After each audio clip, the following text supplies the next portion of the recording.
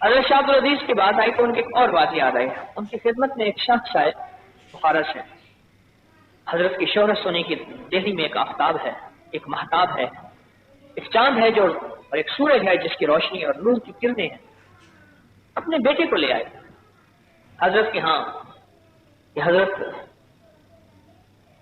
آپ جو ہے اس کی تربیت فرمائیں.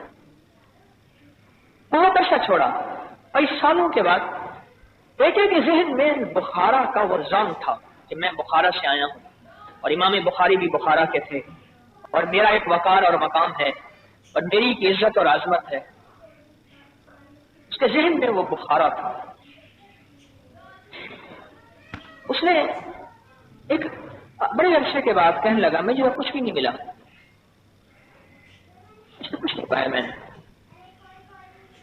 اور بڑی حقارت سے کہنے لگا اپنے استاد کو، اپنے پیر و مرشد کو.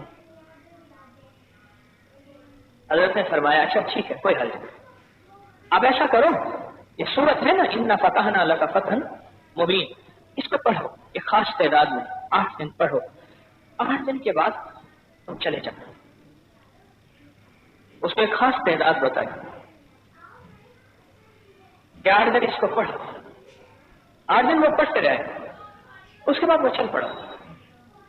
چلتے ہوئے رخصت تک نہیں گئی، استاد سے دعا تک نہیں گئی.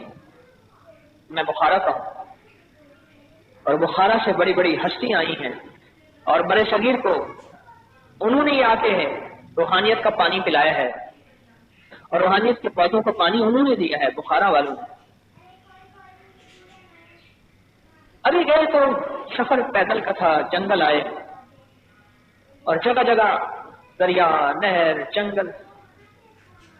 ایک جنگل میں ایک بھیڑیے نے اس پہ حملہ کیا. یہ بھیڑیے سے بچتا رہا. بھیڑیے نے اس کو تھوڑے سے ناخن مارے لیکن یہ بچ گیا. پھر اس کو خیال آیا اس کی کمر کے ساتھ ایک چھری ہے جو بندھی ہوئی ہے، وہ اس کو مارے. انہوں نے چھری نکال کے تیز دھار کی اس کو ماری تو وہ چھری اس کے جسم کے اندر رہ گئی اور بھیڑیا بھاگ گیا. اب یہ سفر کرتے کرتے ایک جنگل میں پہنچے. جب اس جنگل میں پہنچے اور جنگل سے آگے دیکھا تو ایک شہر ہے، بڑے اچھے لوگ ہیں وہاں. ایک شاہ ملے بڑی عمر کے، بہت خوبصورت. تو کہنے لگے لگتا ہے آپ پردیسی مسافر ہیں. اس نے کہا تو آپ ایسا کرو آپ نے میرے گھر کھانا کھاؤ اور میرے گھر دعوت قبول کرو. گھر کھانا کھاؤ اور دعوت قبول کرو. یہ مسافر پردیسی تھکا ہوا تھا.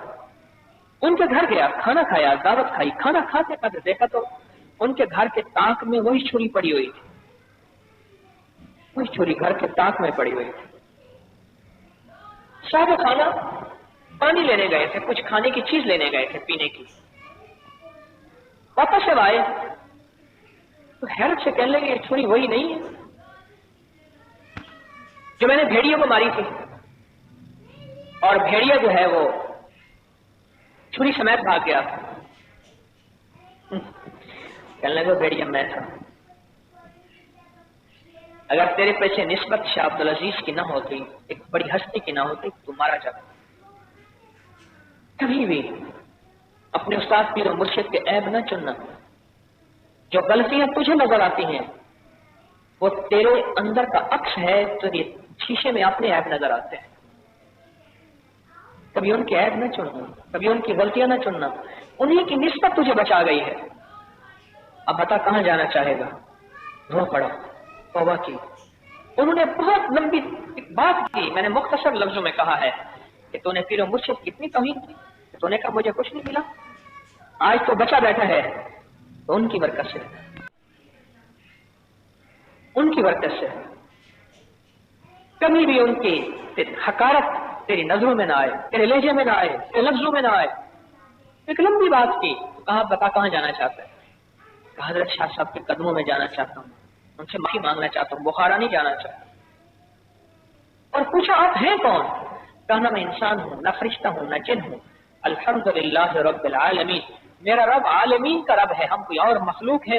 ہمارے لیے جہان بھی ہے، ہمارے لیے دنیا بھی ہے، ہمارے لیے نظام بھی ہے، ہمارے لیے کائنات بھی ہے، اور ہماری ذمہ داریاں بھی ہیں، اور ہماری ذمہ داریاں جنگلوں میں پھرنا ہے، बस हमारी जिम्मेदारी है। तो ये राजों का राज है, छोड़, आंखें बंद कर तो पहुंच जाएगा। आंखें बंद की तो हजरत की देवड़ी के दरवाजे के बाहर वहां अपने आप को पाया और जाके कदम बोशी की और माफी मांगी कि माफ कर दें,